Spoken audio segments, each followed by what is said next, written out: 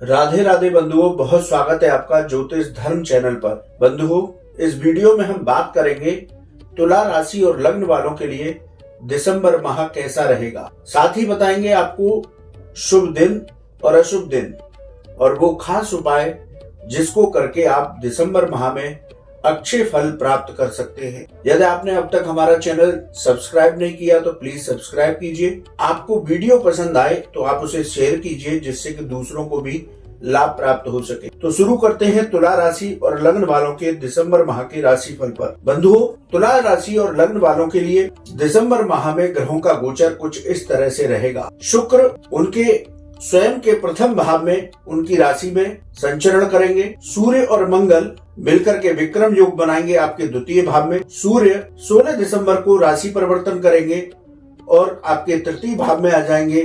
सूर्य बुध का बुधादित्य योग बनेगा। शनि आपके पंचम भाव में पूरे महीने भर संचरण करेंगे। राहु देवगुरु बृहस्पति की राशि में छठे भाव में पूरे महीने संचरण करेंगे। देवगुरु बृहस्पति अपनी मित्र राशि मेष में सप्तम भाव में पूरे महीने संचरण करेंगे, लेकिन 31 दिसंबर को ये मार्गी हो जाएंगे तो बहुत उत्तम फल देंगे। इसी तरह केतु पूरे महीने आपके व्यय भाव में द्वादश भाव में कन्या राशि में गोचर करेंगे।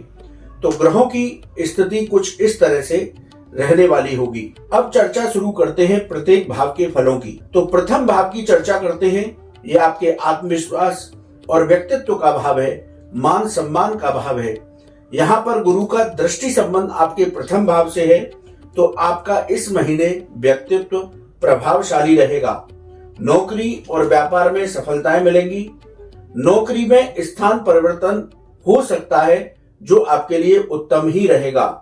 व्यापार में आपको धन लाभ के अवसर प्राप्त होंगे। बंधुओं, बात करते हैं द्वितीय भाव की। ये धन का भाव है, वाणी का भाव है और परिवार का भाव है। यहाँ सूर्य मंगल का विक्रम योग बना हुआ है। मंगल यहाँ पर आपको एग्रेशन दे सकते हैं, तो परिवार में वैचारिक मतभेद से बच के रहना है। यदि धन की बात की जाए तो इस महीने धन का आगमन सही रहेगा, लेकिन आकस्मिक खर्चे आ सकते हैं, इसलिए अपने धन का सामंजस्य सही तरीके से करें, उसका खर्च अच्छी तरीके से करें। धन से जुड़ा कोई निर्णय है वो सोच समझ करके लें। व्यर्थ के खर्चों पर नियंत्रण रखें और वाणी की मधुरता को बनाए रखें। बंधुओं, अब बात करते हैं तृतीय भाव की। ये पराक्रम का भाव है, छोटी यात्राओं का भाव है, छोटे भाई बहन और मित्रों का भाव है। 16 दिसंबर को जब यहाँ सूर्य पराक्रम भाव में आएंगे, सूर्य बुधादित्य योग बनेगा, तो आपके पराक्रम में वृद्धि होगी।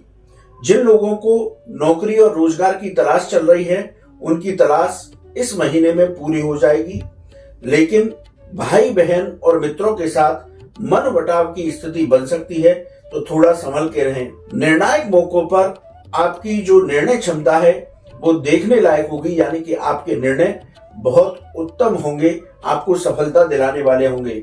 बात करते हैं चौथे भाव की।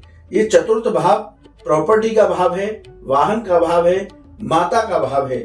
तो प्रॉपर्टी खरीदने के योग इस महीने आपके बन सकते हैं।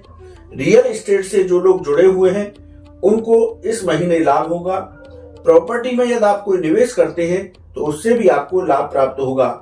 माता के स्वास्थ्य की भी चिंता करने की आवश्यकता नहीं, क्योंकि माता का स्वास्थ्य भी इस महीने आपका उत्तम रहने वाला होगा। पंचम भाव की चर्चा करें तो यहाँ शनि देव अपनी स्वयं की राशि में मार्गी अवस्था में पूरे महीने संचरण करेंगे, तो जो लोग शेयर बाजार में निवेश करते हैं उनको लाभ प्राप्त होगा। स्टॉक मार्केट में लंबे समय के लिए निवेश करते हैं तो वो आपको लाभ दे करके जाएगा। टेक्निकल से जुड़े हुए जो विद्यार्थी हैं उनको इस महीने सफलताएं प्राप्त होंगी। शनिदेव प्रधान कार्य यदि आप कोई करते हैं, ऑयल का काम करते हैं, सरसों के तेल का काम करते हैं, ऑटोमोबाइल का काम करते हैं, तो शनि से जुड़े हुए जो लोग काम करते हैं उनको लाभ प्राप्त होगा। गर्भवती महिलाओं का स्वास्थ्य भी ठीक रहेगा, लेकिन संतान से आपके वैचारिक मतभेद हो सकते हैं, तो थोड़ा सा संभल कर रहें। यहाँ पर बात करते हैं छठे भाव की। छठा भाव रोग, ऋण और शत्रुओं का भाव है। राहु यहाँ पर बैठ करके शत्रुहंता योग बनाते हैं, तो इस महीने आपके विरोधी आपके नीचे रहेंगे, विरोधी आपके परास्त होंगे। इसलिए शत्रुओं से डरने की आवश्यकता नहीं है। शत्रु पक्ष पर आपको विजय प्राप्त होगी, लेकिन नसों संबंधी रोग आपको परेशान कर सकते हैं। और यदि कोई पिछली बीमारी चली आ रही थी तो उसमें अब आपको राहत प्राप्त होगी। लेकिन आपको शुरू से ही हम आगाह कर रहे हैं कि आप धन के खर्चों को इस तरह से बना करके रखें कि कर्ज लेने की स्थिति ना बन पाए। बात करते हैं सप्तम भाव की। ये भाव जो है व्यापार, व्यापारिक साझेदारी और आपके गृहस्थ जीवन का है। यहाँ देवगुरु बृहस्पति मित्र राशि मंगल देव की राशि में विराजमान है, तो व्यापार में आपको इस महीने लाभ के अवसर प्राप्त होंगे। व्यापार में आर्थिक स्थिति में सुधार होगा। व्यापार में यदि कोई नई साझेदारी करना चाहते हैं तो जल्दबाजी में कोई निर्णय न लें। आपके जीवन साथी से संबंध भी मधुर होंगे। अब बात करते हैं अष्टम भाव की। ये भाव आकस्मिक घटनाओं का भाव है, रिसर्च का भाव है, विदेश संबंधी मामलों का भाव है। अष्टमेश जो है प्रथम भाव में विराजमान है, इसलिए विपरीत परिस्थितियों में भी आपके काम इस महीने बनेंगे। प्रयास से असंभव कार्य आप बना लेंगे, इसलिए प्रयास करते रहें। विदेश से आपको लाभ के अवसर प्राप्त होंगे और जो लोग रिसर्च से जुड़े हुए हैं इस महीने उनको भी सफलताएं प्राप्त होंगी। अब बात करते हैं नवम भाव की। नवम भाव आपके भाग्य, अध्यात्म इसका भाव है, तो यदि इस भाव की चर्चा की जाए तो पूरे महीने भाग्य का आपको साथ मिलेगा। आध्यात्मिक कार्यों में आपका मन लगेगा और उच्च शिक्षा से जुड़े हुए छात्रों को सफलता मिलेगी। बात करते हैं दसम भाव की। यहाँ दसम भाव पर राहु का दृष्टि संबंध है, तो थोड़ा सा आपको संभल करके रहना होगा। नौकरी व्यापार में यदि कोई निर्णय लेते हैं तो सोच समझ करके लें।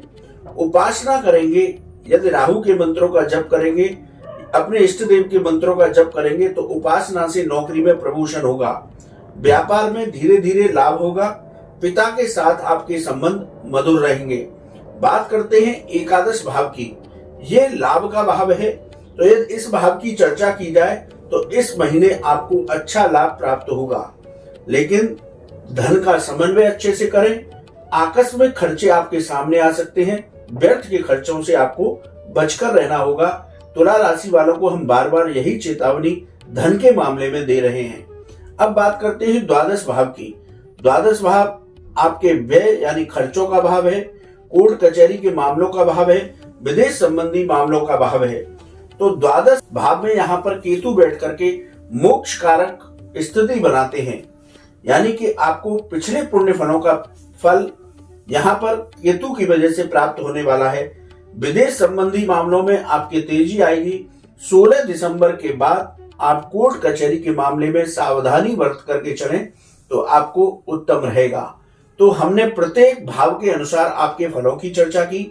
अब बात करते हैं तुला राशि और लग्न वालों के लिए शुभ दिन कौन से रहेंगे, यानी कि 1, 2, 3, 9, 10, 11, 12, 18, 20, 21 और 26 ये तारीखें शुभ रहेंगी।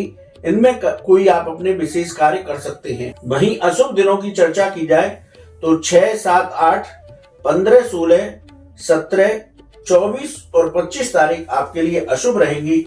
इनमें थोड़ा संभल कर रहें। पैसे का लेन देन संभल कर करें। वाहन चलाते हैं तो वाहन सावधानी पूर्वक चलाएं।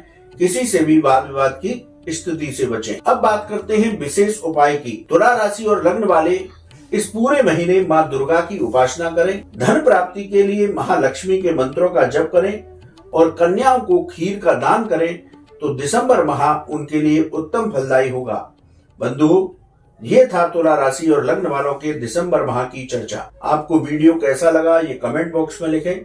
यदि आपका कोई सवाल है तो आप हमारे व्हाट्सएप नंबर पर लिखें, हम उसका जवाब अवश्य देंगे। राधे राधे।